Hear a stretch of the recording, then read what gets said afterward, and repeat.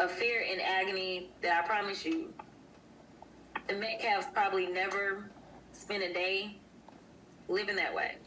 And we're going to have just some real conversations about race in this country. So that is, I don't know. Vince, your reaction. Well, as a Christian, Charlie, I know my Bible says 365 times that for every day of the year to fear not. It's not a suggestion, it's a commandment. So if you say that you're walking around the United States of America in fear, you're not a Christian because you're disobeying God. It's a commandment that we fear not. And as a man, I'm not going to walk around in my country being afraid of anyone. Fear is a state of mind. And what they do is they put these artificial barriers in front of you. They tell you that to be afraid of things that do not exist. They walk around, white Americans, believing that every white person they see is sitting there saying, it is my goal in life to make Tyrone Johnson's life a living hell. That you guys are sitting around like the Legion of Doom, plotting to destroy every black man that you see. It is an imaginary. It is a narcissism. It is ridiculous.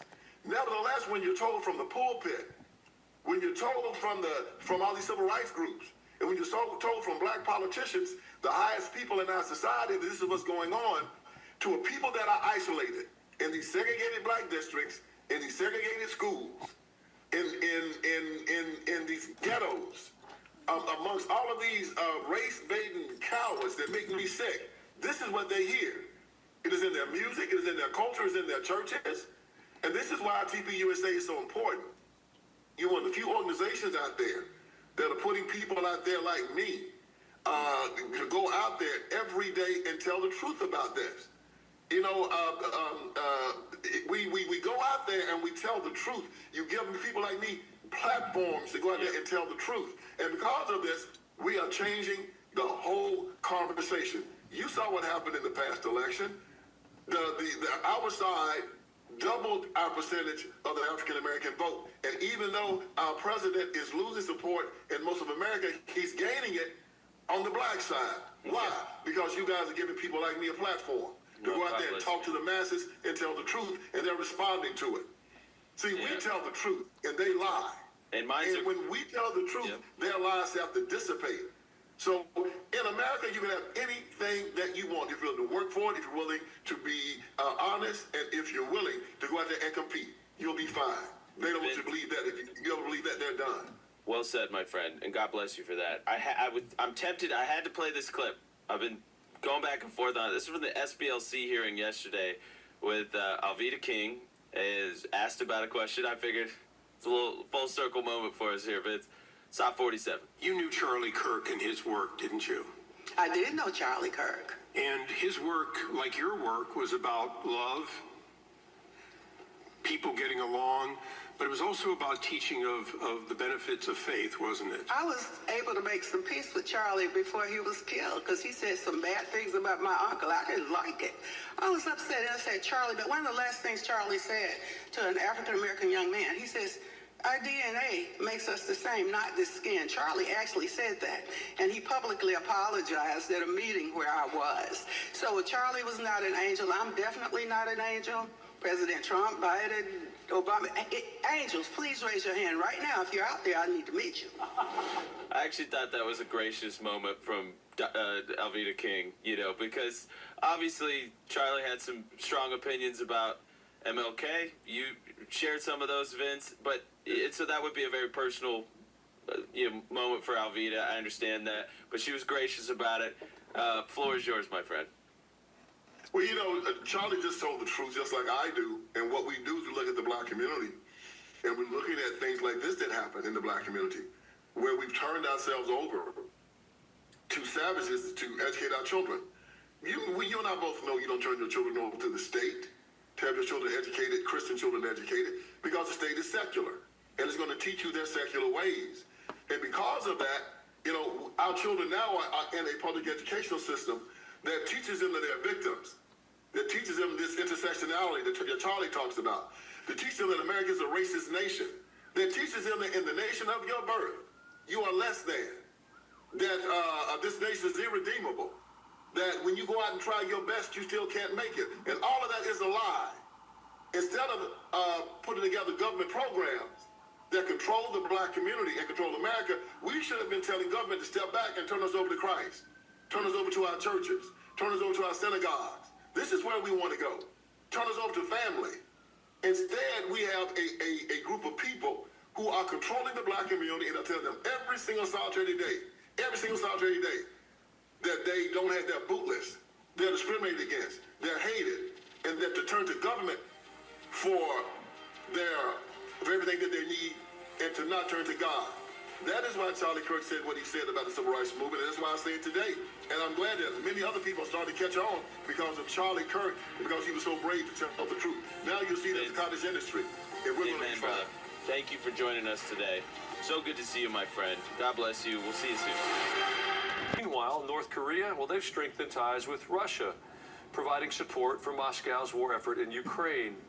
Then less than a week after President Trump's summit with Xi Jinping, Russian President Vladimir Putin was invited to China, suggesting these leaders are coordinating their response to a rapidly changing world.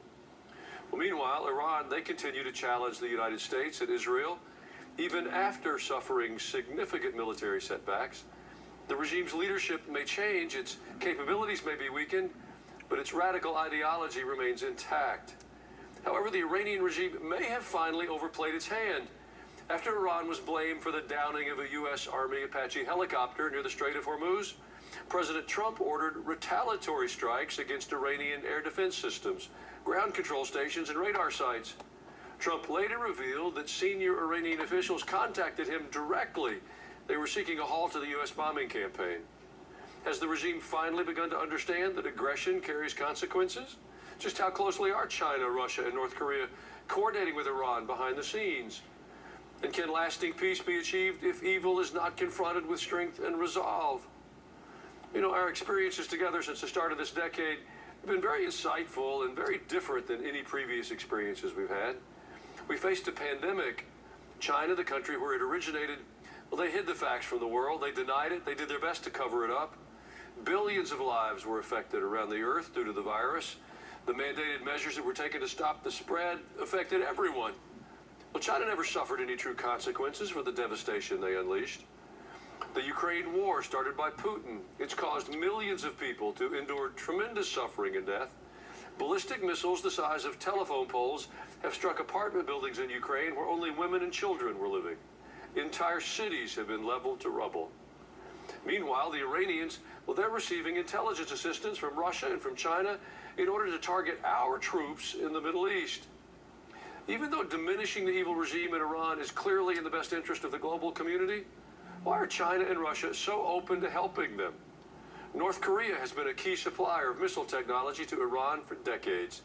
And why is Iran so willing to cozy up to nations like China, Russia, and North Korea, even though they have radically different ideologies? Well, there's a glue with these oppressive regimes. Even though they have different religions, the spirit in all these places is in opposition to a biblical worldview. They have a disregard for human life and human rights. They are very much authoritarian. The late Ayatollah in Iran, he was a murderous, evil person, killing tens of thousands of his own citizens in a matter of days. In Russia today, citizens can face torture in prison, including beatings, electric shocks, suffocation, just for posting anti-war messages online or publicly disagreeing with government policy. Open Doors, an organization that raises awareness of Christian persecution around the world, well, they've ranked North Korea as the #1 most dangerous country for Christians. The regime considers Christianity an existential threat. In North Korea, owning a Bible can cost you your life, or send your entire family to a labor camp. In Iran, Christian converts are arrested and imprisoned. In China, churches are monitored, pastors detained, and only state-approved religion is allowed. See, there's a spirit that binds that together, and the politics emerge from that spiritual base. Politics is symptomatic. Spiritual forces are causal. That's why it's essential that the church in America stay engaged with culture and not just repeat theological history. We're seeing ideologies found in these adversarial nations. Communism, socialism, Marxism, it's taking root in major cities of our own nation. Around 90 candidates endorsed by the Democratic Socialist of America will appear on ballots nationwide this November. This follows the momentum from last November when Democratic Socialists won mayor's races in New York and Seattle and 10 other electoral races. The socialist surge, it's not coming, it has arrived. It's only our profound ignorance that gets individuals who propose the virtues of socialism elected to office. The problem, it seems, is Christians are just too timid. We've been told for so long that we're supposed to separate the church and the state, that when the church steps back from presenting a biblical worldview and shaping culture, it creates a vacuum. And when we withdraw, something else will always move in to fill that space. If we will speak truth and judge with truth as our standard, we will redeem a home, a community, and a culture, and our nation will experience better outcomes. Well, in a moment, joining us will be Colonel Alan West. He's standing by right now in Dallas. I'll be right back. To be with you. Thank you so much. I know you got deep roots in Tennessee. I like that orange jacket. Hey, go Big Orange. Well, U.S. strikes against Iran picked up again this week after their attack on our Apache helicopter. I know last night or one night there's been some bombing, and now Trump seems to have suspended any further attacks. I know you'll have an opinion. What is the way through what seems to be a quagmire at the moment? Well, it's not so much an opinion. It's an assessment based upon my 22 years in the military and also spending time in that region of the Middle East. They understand strength and might. And when you continue to vacillate, we're going to attack, we're not going to attack, it's going to be the end of all civilization. No, it's not going to be the end of all civilization. The thing is that deals are a business transaction. You cannot have a business transaction with the number one sponsor of Islamic terrorism in the world and a brutal regime that will murder its own people, such as what we have in Iran. You have to continue to put that type of pressure on them, and what we say in the military is operational tempo. And when you start and stop and start and stop, just the same as with a car engine, you will degrade that car engine. So I would have liked to have seen us keep the pressure on them. Back in March, we should have gone after seizing control of the Straits of Hormuz and not have this negotiating with Iran over the control of the Straits or opening up the Straits. And we should have also separated them from their oil and gas revenue flow, which is Karg Island, and we should have taken that over to ensure that we had the free flow of those energy resources through the Straits of Hormuz. So I think this is a little bit of confusion going on here. I'd like to know what phase we are in this operation. What are our measures of effectiveness? What are our strategic operational tactical tasks that have been accomplished? Because I just don't get that sense that we're on the right track right now. It feels like to me there's a combination of political pressure and military objectives. You have served in both roles, in the military and in Congress. Help us understand that, because it feels like to me the president's trying to